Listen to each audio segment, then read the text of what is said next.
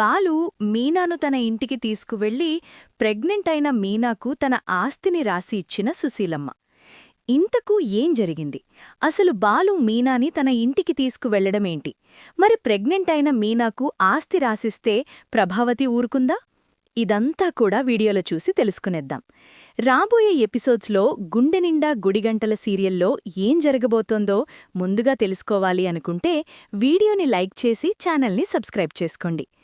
మొత్తం మీరు చూసుకున్నట్లయితే ఇంక మీనాకు ఎప్పుడైతే ఆ గుణ వల్ల దెబ్బ తగిలిందో బాలు అయితే చాలా సీరియస్ అయి వాళ్లను కొడతాడు. ఇంక ఇదే విషయం పార్వతికి చెప్తాడు. నేను ముందు నుంచి ఆ శివగాడిని వాడి జోలికి వెళ్ళొద్దని చెప్పాను, వాడితో తిరగొద్దని చెప్పాను, నా మాట వినిపించుకోలేదు. ఈరోజు శివగాడి వల్ల నా భార్య వాడి దగ్గరికి వెళ్ళి తలకు దెబ్బ తగిలించుకుంది అని చెప్పి చాలా కోపంగా మీనాను తీసుకుని ఇంటికొచ్చేస్తాడు. ఇంకలా ఇంటికొచ్చేసిన తర్వాత మీనా తలకు దెబ్బ గట్టిగా తగలడంతో ఇంక దెబ్బతో మీనా పనిచేయలేకపోతోంది. ఏదైనా కొంచెంసేపు నిలబడి చేస్తుంటే కళ్ళు తిరిగిపోయి పడిపోయే పరిస్థితికి వచ్చేస్తుంది మీనా. ఇంకలా ఉండేసరికి 1-2 సార్లు అలాగే వంటగదిలోనే కళ్ళు తిరిగి పడిపోతుంది. పడిపోవడంతో ఇంక సత్యానికి ఏం చెయ్యాలో అర్థం కాదు. మీన పుట్టింటికి వెళ్ళా ఉండదు, మళ్ళీ ఇక్కడికే వచ్చేస్తుంది. బాలు కూడా ఇక్కడే ఉంటాడు. అందుకని సత్యం ఒక విషయమా అంటే ఒక ఆలోచన చేసి వెంటనే వాళ్ల అమ్మకు ఫోన్ చేస్తాడు.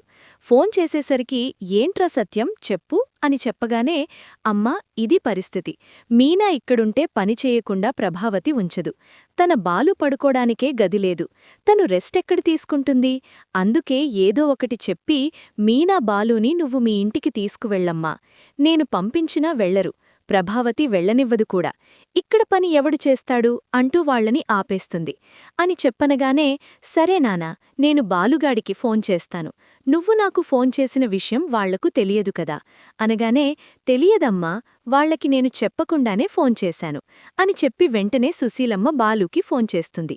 ఎక్కడున్నావురా బాలు అనగానే, నేను ఇప్పుడే ట్రిప్కి వెళుతున్నాను షీలా డార్లింగ్ అని చెప్పనేసరికి, ఒరేయ్ నాకు అస్సలు ఒంట్లో బాగోలేదురా, చాలా నీరసంగా ఉంది, నేను అప్పుడే 2 రోజుల నుంచి మంచం మీదే ఉన్నాను, నువ్వు మీనాని తీసుకుని రాగలవా, నాకు నిన్ను మీనాని చూడాలని ఉందిరా అని చెప్పనేసరికి, ఏం మాట్లాడుతున్నావు షీలా డార్లింగ్, నీకు ఒంట్లో బాగోకపోతే చెప్పవలసింది కదా, నేను ఎప్పుడో మీనాను తీసుకుని వచ్చేవాడిని కదా, అయినా మీనా నిన్ను చూడాలని ఎంతగానో ఆశపడుతోంది అని చెప్పనేసరికి, సరే ఎప్పుడు బయల్దేరి వస్తారు అనగానే, ఇప్పుడే నేను మీనాతో మాట్లాడి బయల్దేరి వస్తాము, నీకు బాగోలేదు అని చెప్పినప్పట్నుంచి నా మనసులో లేదు అని ఇంక వెంటనే గబగబా ఇంటికి వెళ్తాడు బాలు.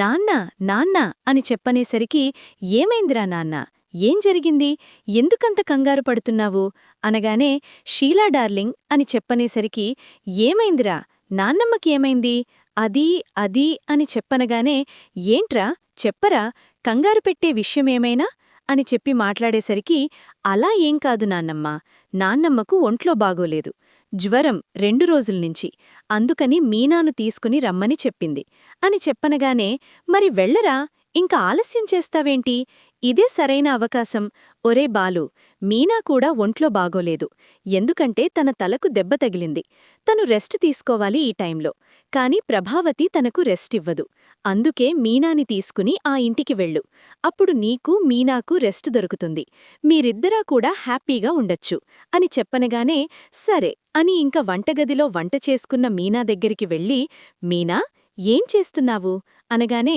కూర వండుతున్నానండి, కూర వండితే ఆ కూర అలా అయిపోగానే కట్టేసి వెంటనే బట్టలు సర్దుకుని బయల్దేరదాం పద అనగానే, ఎక్కడికి వెళ్దామండి అని చెప్పనగానే, షీలా డార్లింగ్ దగ్గరికి, షీలా డార్లింగ్ హెల్త్ బాగోలేదంట, తనకు 2 రోజుల్నించి ఫీవరంట, మంచం మీదుందంట అని చెప్పనగానే, అవునా, అమ్మమ్మగారికి బాగోలేదా, సరే నేను కూర పూర్తి చేస్తాను, ఈలోపు మీవినవి బట్టలు సర్దేయండి అనగానే, సరే అయితే అని చెప్పి ఇంక గబగబా బాలు బట్టలు సర్దేస్తాడు. మీనా వంట చేస్తూ ఉండగా ప్రభావతి కాఫీ అడుగుతుంది. అడిగేసరికి సత్యమంటాడు, వాళ్లు ఊరు వెళ్తున్నారు, నీ కాఫీ నువ్వే పెట్టుకో, మీనా పొయ్యిమీద కూర ఉంది అనగానే, కూర పూర్తి చేసి వెళ్తాను అని చెప్పింది. నువ్వే పెట్టుకో అని చెప్పనగానే, ఏంటి వాళ్లు ఊరు వెళ్లడమేంటి అనగానే అవును, మా అమ్మ కొంట్లో బాగోలేదని బాలుగాడికి ఫోన్ చేసిందంట. అందుకని మా అమ్మ దగ్గరికి వాళ్ళిద్దరూ వెళ్తున్నారు అని చెప్పనగానే ఏంటి, అత్తయ్యగారికి ఒంట్లో బాగోలేదా? అందుకు వీళ్ళిద్దరూ వెళ్తున్నారా? ఎక్కడా? ఎక్కడెవడు పనిచేస్తాడు అని చెప్పనగానే అయితే అదే మాట మా అమ్మకు చెప్పైతే అని చెప్పి ఈలోపు మా సత్యం కాస్త గబగబా సుశీలమ్మకు ఫోన్ చేసేసి ప్రభావతి చేతిలో పెట్టేసరికి సుశీలమ్మ ఫోన్ లిఫ్ట్ చేస్తుంది.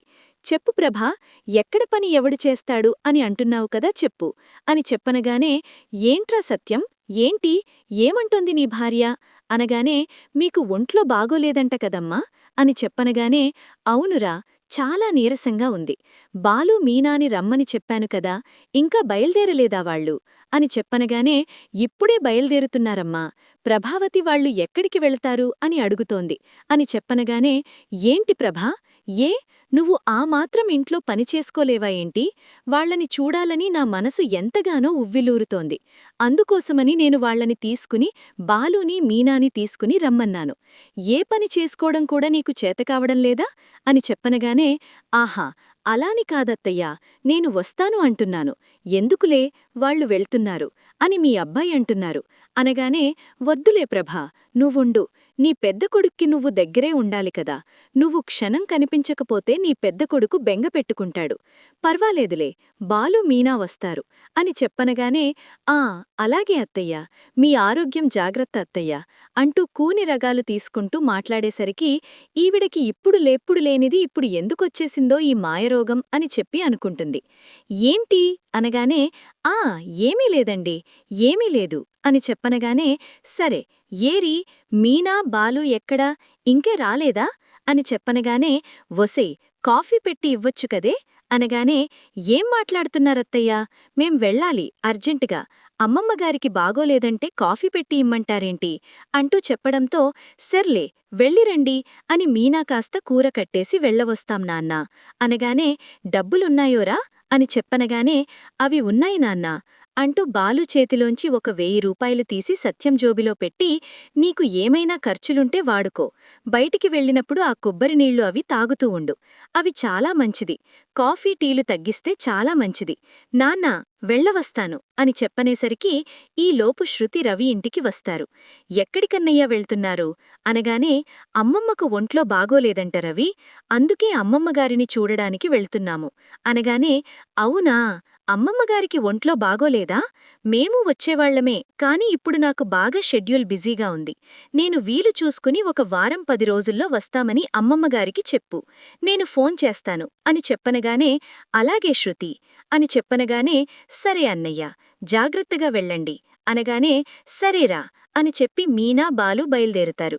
బయల్దేరేసరికి మరి తలకి కట్టు ఎలా తగిలింది అంటే ఏం చెబుతావు అనగానే ఏదో ఒకటి చెప్తాన్లేండి, పడిపోయానని చెప్తాన్లే అని చెప్పనగానే సరే అని ఇద్దరూ కూడా ఇంకా అక్కడికి వెళ్లిన తర్వాత వాకి పాకెట్లో ఉండగానే అమ్మగారు వాళ్ళు వచ్చేశారు అనగానే సరే సరేనే, నేను వెళ్ళి మంచం మీద పడుకుంటాను, నువ్వు వాళ్లకి హారతి ఇచ్చి లోపలికి తీసుకురా అని చెప్పనేసరికి సరే అని ఇంక పనిమనిషి కాస్త వచ్చి హారతి తీస్తుంది.